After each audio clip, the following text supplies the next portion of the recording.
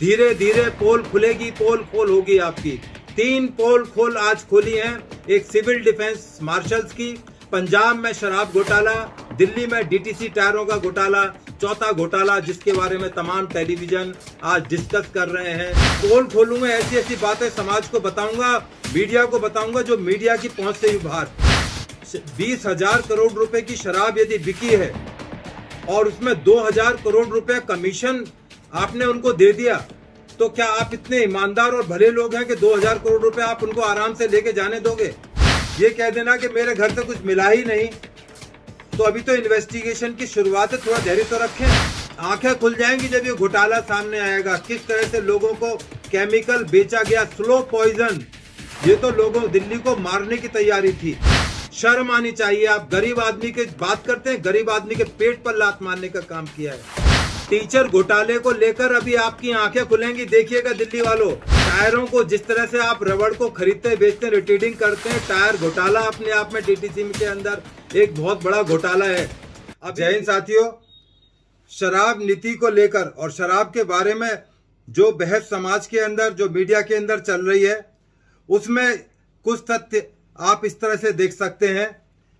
दिल्ली के chief secretary Naresh Kumar ने एक रिपोर्ट माननीय एलजी साहब को सबमिट की थी, जिसकी रिपोर्ट का संज्ञान लेते हुए माननीय एलजी साहब, जो कि इस टाइम दिल्ली के एलजी हैं, विनय कुमार सक्सेना, उन्होंने एक letter dear Ajay, dear Ajay कौन है?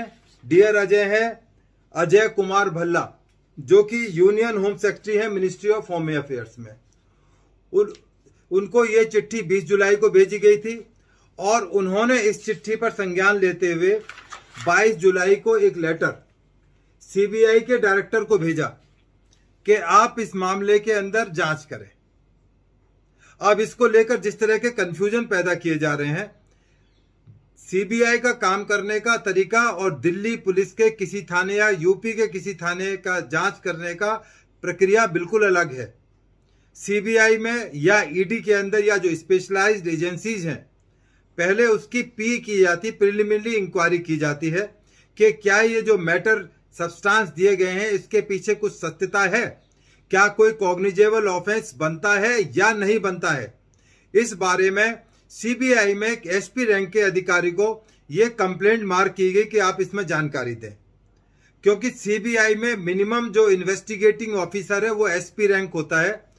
उसके सब्सटेंटिव इन्वेस्टिगेशन करने के लिए उसको डीएसपी, इंस्पेक्टर, सब इंस्पेक्टर्स की टीम जाती है, जो तमाम उसके आदेश पर काम करती हैं। डिफरेंट जगह पर रेड्स करना है, कलेक्शन ऑफ एविडेंस है, कोर्ट्स में जाना है, अपीयर होना है।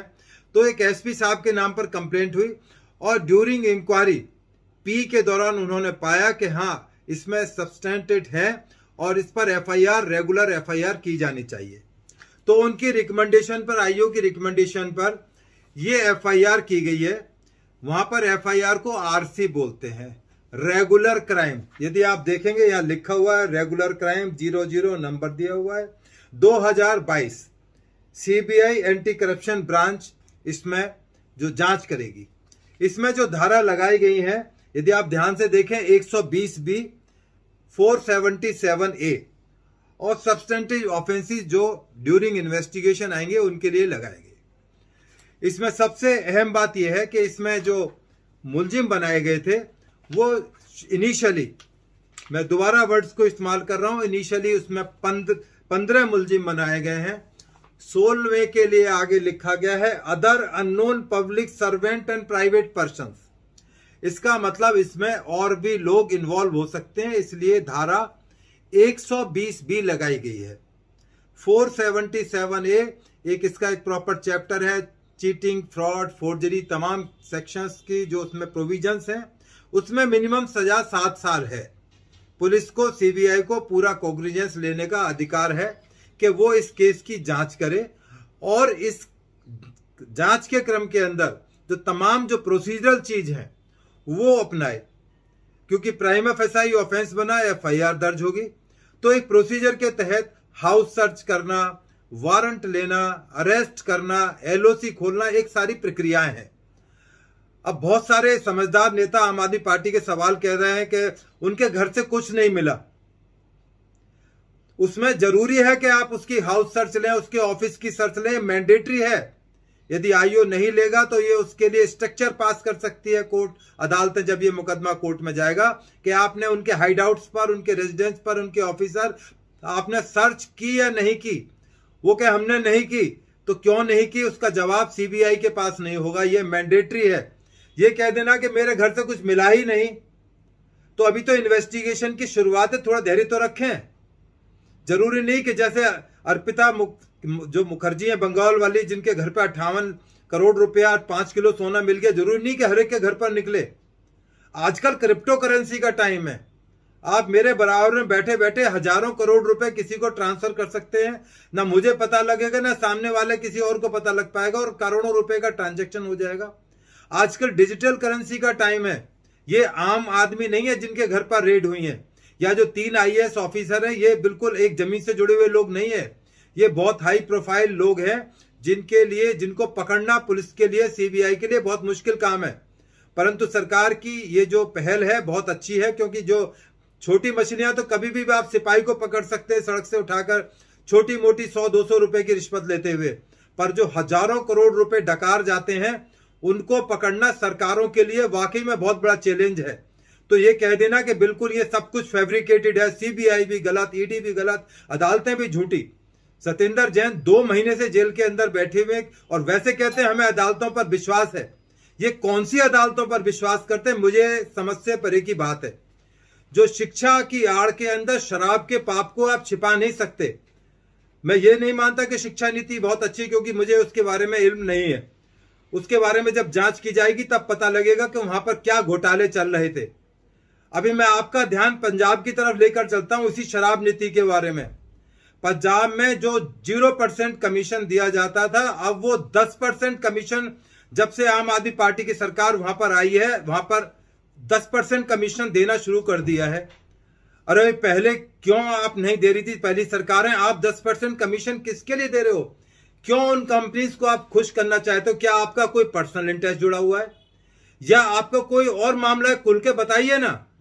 20,000 करोड़ रुपए की शराब यदि बिकी है और उसमें 2,000 करोड़ रुपए कमीशन आपने उनको दे दिया, तो क्या आप इतने ईमानदार और भले लोग हैं कि 2,000 करोड़ रुपए आप उनको आराम से लेके जाने दोगे? पब्लिक सब समझेगी धीरे धीरे, क्योंकि अब इस मामले में एक जांच नहीं, मैं आपकी पोल खोलूंगा, ऐसी ऐसी बातें समाज को बताऊंगा, मीडिया को बताऊंगा, जो मीडिया की पहुंच से भी बाहर। अब एलओसी पर आते, हंगामा हो रहा है, एलओसी क्यों खोली गई? ये जो 15 मुलजिम है, इसमें केवल 8 की एलओसी खोली गई है जो प्राइवेट आदमी है। जब विजय माल्या, ललित मोदी और नीरव मोदी भाग जाते हैं तो आप ही लोग कहते हो कि कैसे भाग गए। सरकारी आदमी या जो मंत्री जी हैं उनका शायद भागने के चांस कम है, इनके खिलाफ कोई एलओसी नहीं खोली गई है, क्योंकि सरकारी आदमी जहां भी जाएगा उसके सारे डिटेल्स, सारे परिवार की जानकारियां सरकारों के पास होती हैं, उनके डोजियर्स होते हैं। इसलिए 8 आदमियों की एलओसी खोली गई है, चाहे वो एयरपोर्ट के रास्ते से जाए, सड़क के रास्ते से जाए, बॉर्डर क्रॉस करने की कोशिश करें, उसके लिए एक प्रॉपर सर्कुलर एक तरीका बना हुआ है।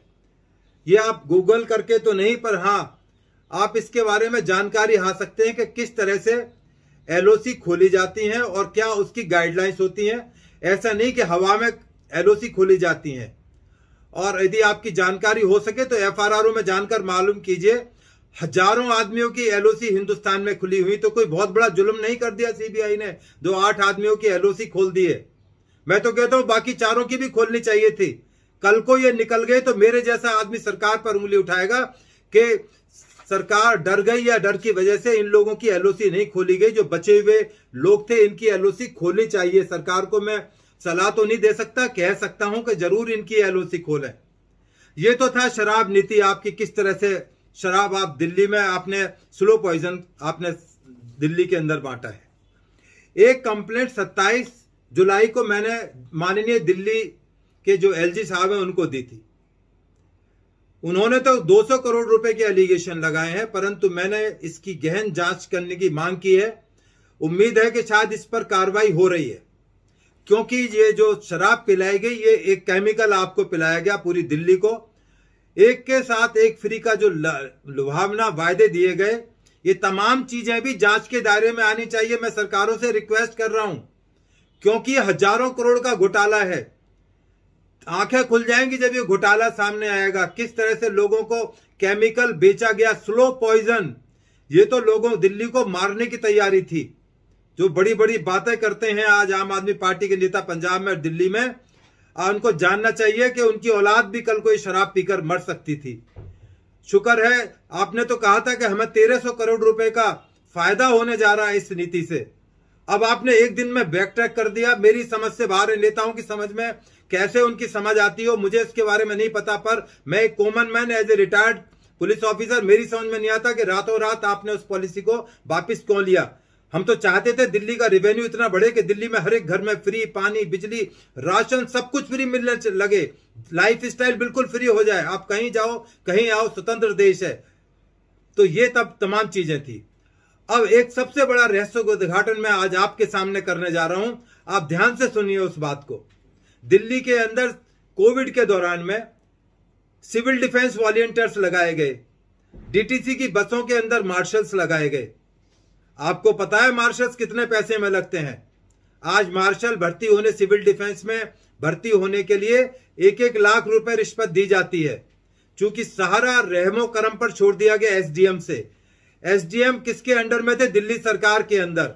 उन्होंने जो भ्रष्टाचार किया है, 40,000 सिविल डिफेंस और मार्शल्स उन्होंने रातों रात डिप्लॉय किए, कोई उसकी नोटिफिकेशन नहीं की। दिल्ली की जनता सब जानती है, एक वैकेंसी निकलती है चपरासी की, तो उसके लिए नोटिफिकेशन होता है। आपके पास तो सर्विस सिलेक्शन बोर्ड भी है, आपने उस बोर्ड का सहारा क्यों नहीं लिया? आपने क्यों अनाप शनाप भर्ती करते चले गए? किसके कहने पर आप भर्ती कर रहे थे? मैं बताऊंगा ये इसमें क्या हुआ था। ये आप डाटा निकाल कर देख लीजिए। ये आम आदमी के वर्कर हैं, आम आदमी पार्टी के, जिनको मार्शल और सिविल डिफेंस लगाया गया है। उसके अलावा मैं जाति या उसमें नहीं जाना चाहता, एक चीज और लिस्ट निकाल कर देख लीजिए, आरटीआई से मांग लीजिए कि कोई समझदार मीडिया कर्मी हो। 80% भर्तियां किन लोगों की गई ये आपको पता लग जाएगा, और क्यों की गई ये भी आपको पता लग जाएगा। ये बहुत सीरियस एलिगेशन है। हजारों करोड़ रुपए का घोटाला हुआ है, और वो रोते हैं सिविल डिफेंस होमगार्ड, जिनको आपने 2-2 महीने बाद पैसे लेके निकाल दिया। शर्म आनी चाहिए। आप गरीब आदमी की बात करते हैं, गरीब आदमी के पेट पर लात मारने का काम किया है। अभी तो आपकी शुरुआत है। अभी जो आपके पाप के घोटाले और जो आपने जो लड़कियां सिविल डिफेंस में भर्ती की हैं, जब इसकी जांच होगी, जो सेक्स स्कैंडल वहां पर चले हैं, जिस तरह से सेक्स का एक खुला नंगा रूप वहां पर ऑफिस के अंदर हुआ है, वो लड़कियों को एक लड़की, अभी जब इंक्वायरी होंगी ना, एक लड़के को पूछा जाएगा कितने पैसे किसके एसडीएम को दिए, कितने पैसे किसको दिए। लड़कियां भी खुलकर आएंगी कि किस तरह से उनका एक्सप्लॉयटेशन हुआ, सेक्स एक्सप्लॉयटेशन किया गया। अभी तो ये शुरुआत है। अभी टीचर घोटाला अभी आपके सामने आने वाला है। टीचर घोटाले को लेकर अभी आपकी आंखें खुलेंगी। देखिएगा दिल्ली वालों, टीचर्स को किस तरह रेगुलर करने के नाम पर पैसे लिए गए, टेम्परेरी टीचर्स को धीरे धीरे करके निकाला गया, और किस तरह रिक्रूटमेंट किए गए, वो भी एक जांच का विषय है। इसकी जांच मैं दिल्ली के एलजी साहब से रिक्वेस्ट करता हूं, इसकी सीबीआई से जांच कराएं। उसके अलावा जो अभी डीटीसी की एक रिकमेंडेशन हुई है, वो बड़े ताज्जुब करने वाली है। उसमें 2 बिडर थे, एक टाटा और एक जेबीएम, जय भारत मोटर्स, जिनका बड़ा आलीशान ऑफिस गुड़गांव के अंदर है, जो एक बड़ी बैड रिप्यूटेड फर्म है, जिसके बारे में मैं आपके इसको इस तरह से मीडिया पर नहीं बता सकता। बहुत सारी बातें, अंदरूनी बातें जानता हूं उसके मालिक के बारे में, उन तमाम लोगों के बारे में। वो जो बिडिंग की गई बसों के लिए, पहले राउंड में टाटा ने और जेबीएम की बिडिंग को इन्होंने खारिज कर दिया। कहा गया कि 20% बढ़ा के लाइए, क्योंकि हमें भी तो उसमें कुछ अपना हिस्सा चाहिएगा खाने कमाने के लिए। वो दोबारा बिडिंग इनवाइट की गई, और बिडिंग इनवाइट करके जेबीएम को दे दी गई। ये भी जांच अब सीबीआई करेगी, और तमाम जो तथ्य हैं जो सामने आएंगे। टायरों को जिस तरह से आप रबड़ को खरीदते बेचते हैं, रिटेलिंग करते हैं, टायर घोटाला अपने आप में डीटीसी के अंदर एक बहुत बड़ा घोटाला है। अभी दिल्ली के लोगों इंतजार कीजिए, अभी तो शुरुआत हुई है। अभी बहुत सारी चीजें मेरे जैसे लोग जो विसिल ब्लोअर हैं उठाएंगे और खुलेंगी और आपकी आंखों के सामने आएंगी। आप जिनको भगवान मान रहे हो कि फ्री में बिजली पानी दे रहे हैं, ये दिल्ली की कमर पर छुरा भोंक रहे हैं, दिल्ली के लोगों को धोखा दे रहे हैं। ये धोखा अब चलने वाला नहीं है। इनकी बुरा वक्त अब शुरू हो गया। Countdown begins. थोड़ा इंतजार कीजिए। और चीजें मेरे पास बक्सा बहुत बड़ा है, पिंडोरा बॉक्सेस खोलूंगा। धीरे धीरे पोल खुलेगी, पोल खोल होगी आपकी। डंडोरा पीट कर खोलूंगा। सोशल मीडिया में बताऊंगा कि क्या आपने कारिस्तानियां रही हैं। इन्हीं के साथ आज की पोल खोल समाप्त। 3 पोल खोल आज खोली हैं। एक सिविल डिफेंस मार्शल्स की, पंजाब में शराब घोटाला, दिल्ली में डीटीसी टायरों का घोटाला, चौथा घोटाला जिसके बारे में तमाम टेलीविजन आज डिस्कस कर रहे हैं। तमाम प्रवक्ता बैठे हुए, बड़े बड़े ज्ञानी लोग प्रवचन कर रहे हैं टेलीविजन के ऊपर। मनन कीजिए इन चारों चीजों के ऊपर और आप भी सोचिए, आप भी टैक्स पेयर हैं, मैं भी टैक्स पेयर हूं। आपका पैसा जा कहां रहा है, इस बारे में जानने का आपको हक है। आपको जानना ही चाहिए। यदि नहीं जानते तो आप अज्ञानी हैं और आपके साथ में धूर्त लोग बड़ी धूर्तता से पेश आ रहे हैं। जय हिंद साथियों।